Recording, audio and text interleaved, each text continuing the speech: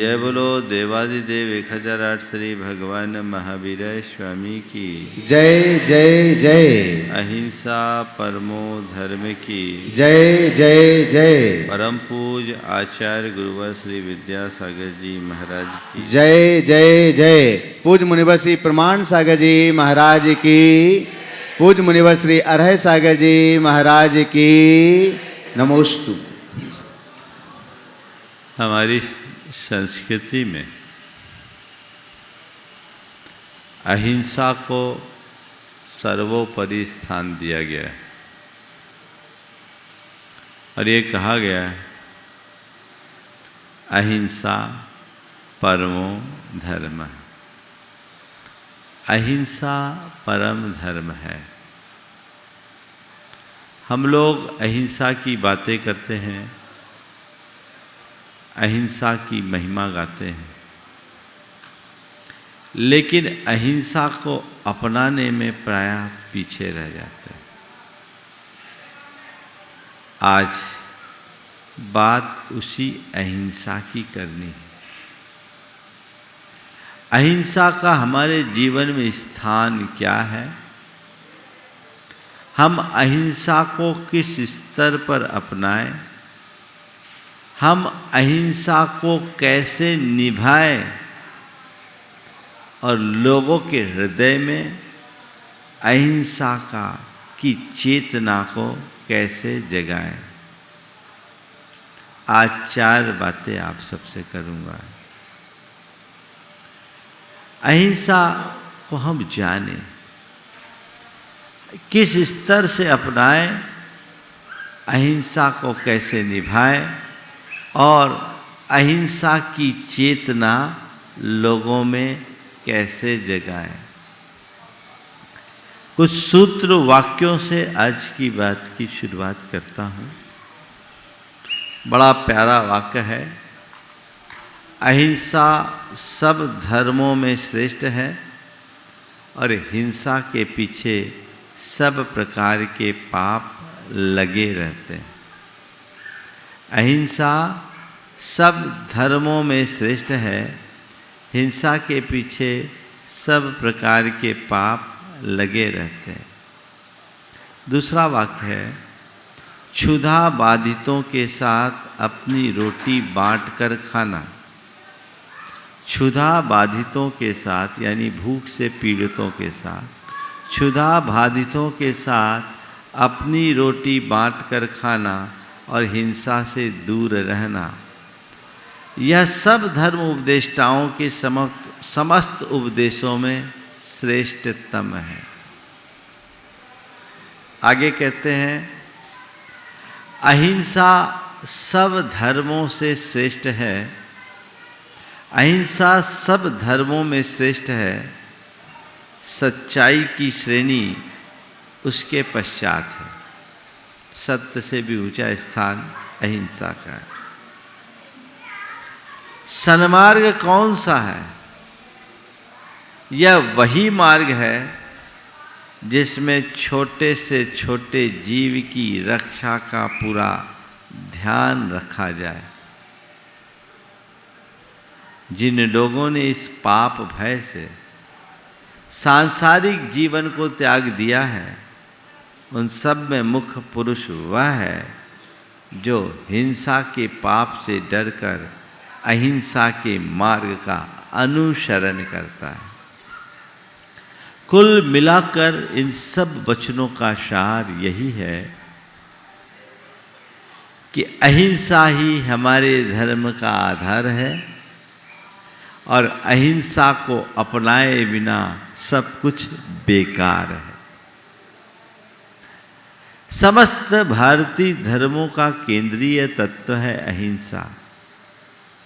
सब लोग अहिंसा को अपनाने की प्रेरणा देते हैं। सवाल है, मन में इस अहिंसा की बात को हम कैसे जगाएं? है ना? अहिंसा और हिंसा ये 2 चीजें हैं। हिंसा न करना ही अहिंसा है। क्यों न करें हिंसा? अहिंसा को क्यों अपनाएं, ये सवाल है। तो बात केवल इतनी सी है कि जब हम एक छोटा सा कांटा हमें चुभता है, हम तिलमिला उठते हैं, होता है कि नहीं? यदि हमारे द्वारा किसी की हिंसा होगी, उसकी पीड़ा का क्या होगा?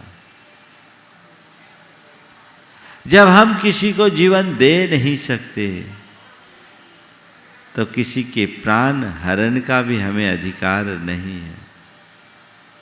प्रकृति ने हमें जिस रूप में जन्म दिया है, हमें वैसा ही जीवन जीना चाहिए। हमारा एक ही लक्ष्य होना चाहिए, हम जिए और औरों को जीने दें। ये भाव हमारे हृदय में तब तक नहीं टिकेगा जब तक हम आत्म साम्य की भावना को नहीं समझेंगे। अहिंसा का मूल आधार संवेदनशीलता है, और हमारी संवेदनशीलता तभी जगेगी जब हम सह अस्तित्व की भावना को जगाएंगे, और सह अस्तित्व का भाव हमारे हृदय में तभी पनपेगा जब हमारे मन में आत्म साम्य की भावना जगेगी। संवेदनशीलता जीवन के लिए सबसे ज्यादा आवश्यकता है।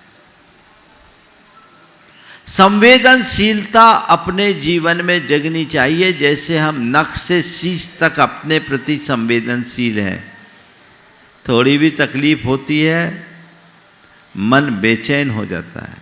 क्रूर से क्रूर मनुष्य भी अपने जीवन के प्रति अत्यधिक संवेदनशील होता है। अपने प्रति होता, अपनों के प्रति होता है। और जिनके प्रति हमारी संवेदना होती है, हमारा व्यवहार उसके प्रति उतना करुण और अहिंसक हो जाता है। और मनुष्य जितना जितना संवेदन शून्य होता है, उसका व्यवहार उतना ही क्रूर और कलुष हो जाता है। एक बिल्ली अपने जिस मुख से चूहे को पकड़ती है, उसी मुख से अपने बच्चे को भी उठा करके रखती है। लेकिन कितना अंतर है, चूहे को पकड़ते समय वह उसका शिकार है, और बच्चे को उठाते समय वह उसके कलेजे का टुकड़ा है। बच्चे के प्रति उसका मातृत्व झलकता है, और चूहे के प्रति वह क्रूर हो जाती है। क्यों? बच्चे के प्रति उसकी संवेदना है, चूहे के प्रति नहीं। शेर जैसा क्रूर प्राणी भी जिन तीक्ष्ण पंजों से प्राणियों का संहार करता है, उन्हीं से अपने बच्चों को खिलाता भी है। एक कसाई रोज जिन हाथों से अनेक प्राणियों की निर्मम हत्या करता है, उन्हीं हाथों से अपने बच्चों को खिलाता भी है। अंतर क्या है? जिसके प्रति संवेदना है वहां करुणा है, और जहां संवेदन शून्यता है वहां हिंसा है।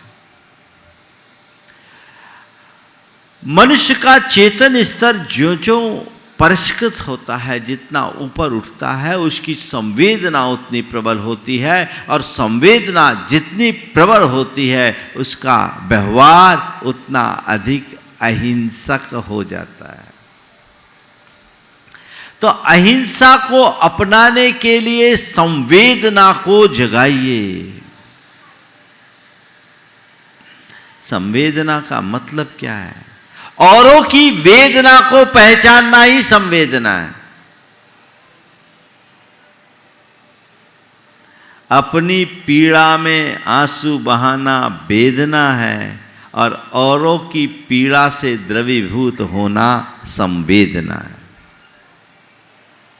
और प्राणियों की पीड़ा को पहचानो, उनके कष्ट को कष्ट महसूस करो, उनके दुख को दुख मानो। और ये कब होगा?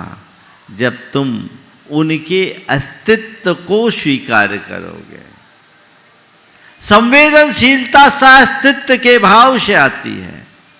जैसे मेरा अस्तित्व है वैसे उसका अस्तित्व है। जैसे मैं जीना चाहता हूँ वैसे वे जीना चाहते हैं। जैसे मुझे सुख प्रिय है वैसे उनको भी सुख प्रिय है। जैसे मुझे दुख अप्रिय है वैसे उनको भी दुख अप्रिय है। जैसे मैं मरना नहीं चाहता वैसे वे भी मरना नहीं चाहते। तत्तः मुझ में और उनमें कोई अंतर नहीं है। इस आत्म साम्य की भावना से ही सहअस्तित्व का भाव जगता है, और सहअस्तित्व का भाव जगने से ही संवेदना बनती है, और संवेदना के प्रकट होने में ही अहिंसा पलती है।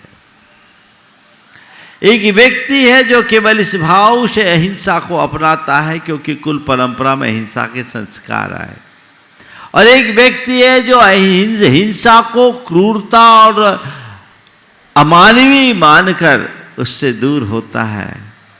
जिसके हृदय में संवेदना जागती है वो अन्य प्राणियों की रक्षा को अपना धर्म और कर्तव्य समझ करके चलता है।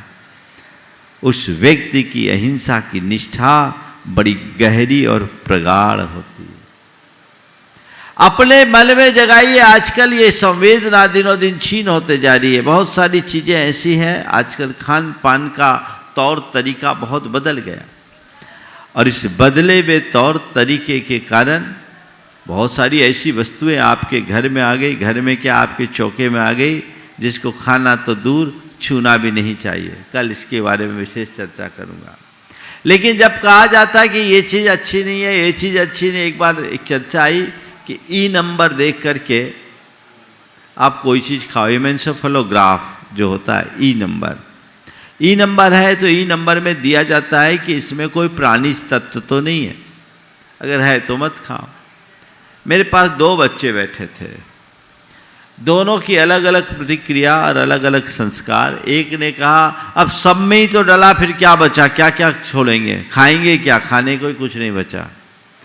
दूसरा बच्चा उसके ही सामने तुरंत उसको चुप करते हुए बोला, भैया ऐसा क्यों कहते हो, इसके बिना भी तो जिंदगी चल सकती है। महाराज जी को देखो, वो तो इस सब चीज़ों में कुछ भी नहीं खाते और एक ही वक्त खाते, कैसे रह सकते हैं।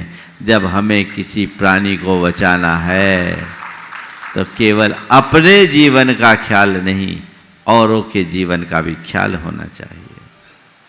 अगर तुम्हारे हृदय में संवेदना होगी तो तुम्हारे प्रत्येक व्यवहार में, तुम्हारे प्रत्येक विचारों में अहिंसा प्रतिबिंबित होगी, होकर रहेगी। तो अहिंसा को अपनाने के लिए संवेदना को जगाना जरूरी है। जो मनुष्य संवेदनशील होता है वही अहिंसक होता है, और जो मनुष्य संवेदन शून्य होता है वो क्रूर, क्रोधी और प्रमत्त बन जाता है। दूसरी बात, अहिंसा को किस स्तर पर अपनाएं, है ना? अहिंसा को किस स्तर पर अपनाएं? जब कभी हम लोग अहिंसा और हिंसा की बात करते हैं, प्राय लोग अपने आप को अपने खान पान तक सीमित कर लेते। ये बात सही है कि हमें अपने खान पान का पूर्ण ध्यान रखना चाहिए और खान पान में संयम रखना चाहिए, जिसमें हिंसा का रंच मात्र पुट हो वो वस्तु हमें नहीं खाना चाहिए। लेकिन अहिंसक होने का मतलब केवल आहार की शुद्धि नहीं, अहिंसक होने का मतलब पूरे जीवन शैली में परिवर्तन होना चाहिए। मन के स्तर पर ही होने वाली हिंसा से बचे, वचन के स्तर पर होने वाली हिंसा से बचे, और शरीर के स्तर पर होने वाली हिंसा से बचे, तब हम कहीं जाकर अहिंसक हो सकेंगे। सच्चा अहिंसक बनना है तो मन के स्तर पर, वचन के स्तर पर और शरीर के स्तर पर, तीनों स्तर पर अहिंसा को अपनाना होगा और तीनों स्तर पर हिंसा से बचना होगा। अपने मन को टटोलो। मन के स्तर पर हम कहाँ कितना हिंसा कर बैठते हैं, अक्सर खुद को भी पता नहीं चल पाता। मन के स्तर पर अहिंसा को अपनाएं। जब मैं रामचरितमानस पढ़ रहा था, वहाँ धर्म की अलग अलग व्याख्या अलग अलग तरीके से की गई। एक जगह लिखा, परम धर्म श्रुति विदित अहिंसा, पर निंदासम अघन गरीशा।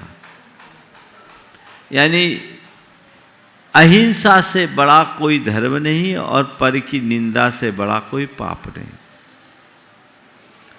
दूसरी जगह लिखा, धर्म न दूसर सत्य समाना, आगम निगम पुराण बखाना।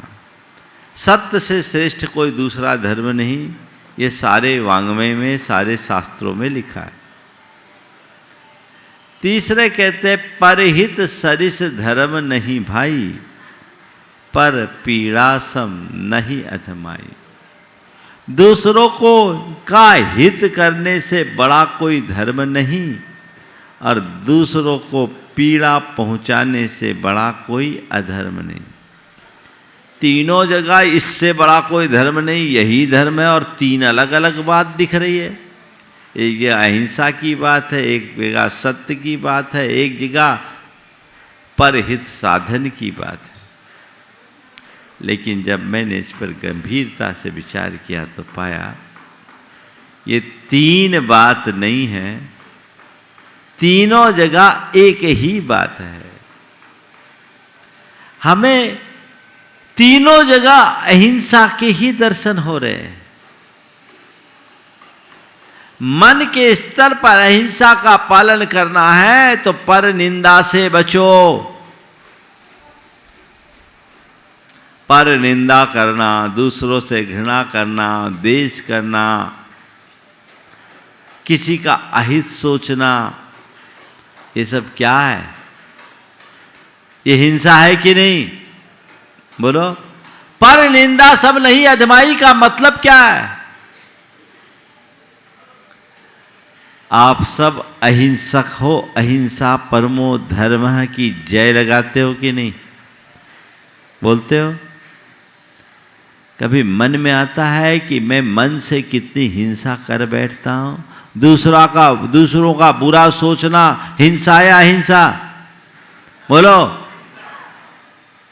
दूसरों की निंदा करना हिंसा या अहिंसा? दूसरों की बुराई करना हिंसा या अहिंसा? रखना हिंसा या अहिंसा? दूसरों से बैर रखना हिंसा या अहिंसा? अब बोलो, क्रोध करना हिंसा या अहिंसा? कषाय करना हिंसा या अहिंसा? तो अगर इन बुराइयों में फंसे रहोगे तो अहिंसा को कितना अपना पाओगे? अपना पाओगे क्या? तो केवल अहिंसा परमो धर्म की जयकार करने से तुम्हारे अंदर अहिंसा नहीं आएगी ना। अरे महाराज अभी सब तो कर ही नहीं सकते, तो फिर क्या? फिर सब प्रकार की हिंसा करने लगे, हम हिंसा से मुक्त नहीं होंगे। आगे बताऊंगा इसके बारे में। लेकिन हम अहिंसा के प्रति आस्थावान व्यक्ति हैं तो मुझे अपने प्रति जागरूकता रखने की जरूरत है। 24 घंटा चौकन्ना रहने की जरूरत है ताकि मैं अनजाने में होने वाली हिंसा से अपने आप को बचा सकूं।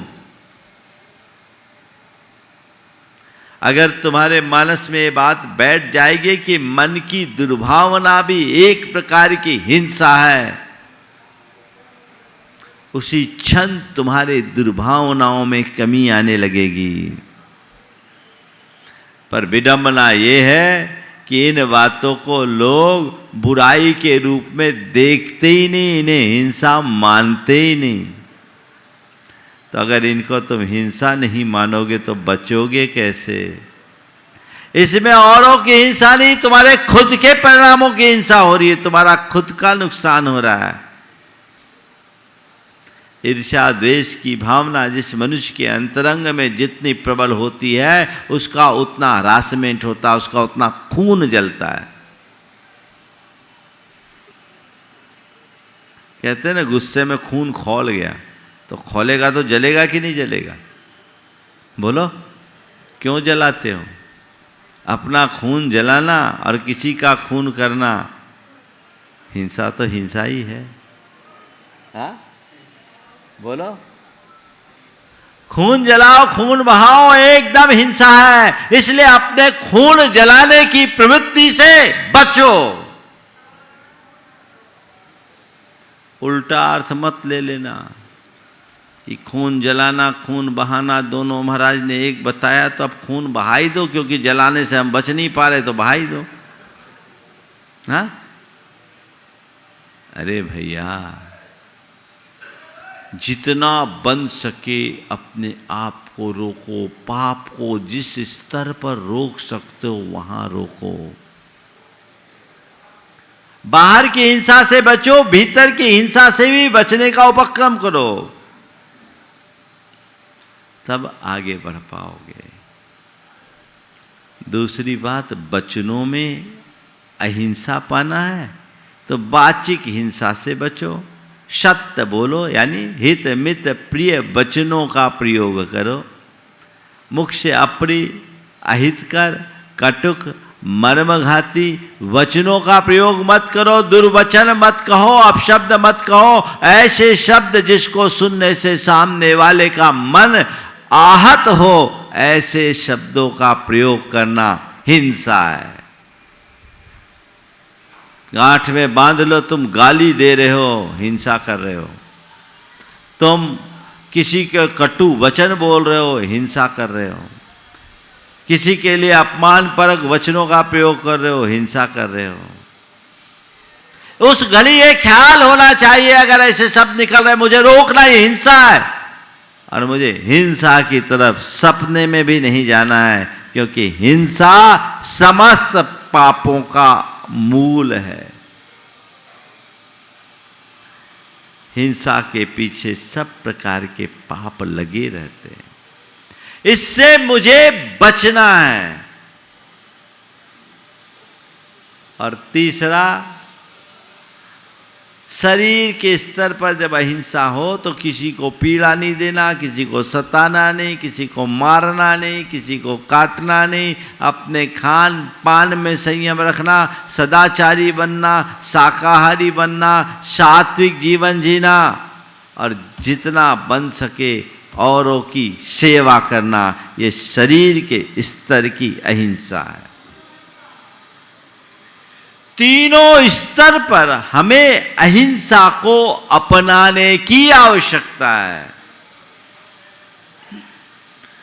और ये घटेगी जब तुम्हारे मन में संवेदना हो।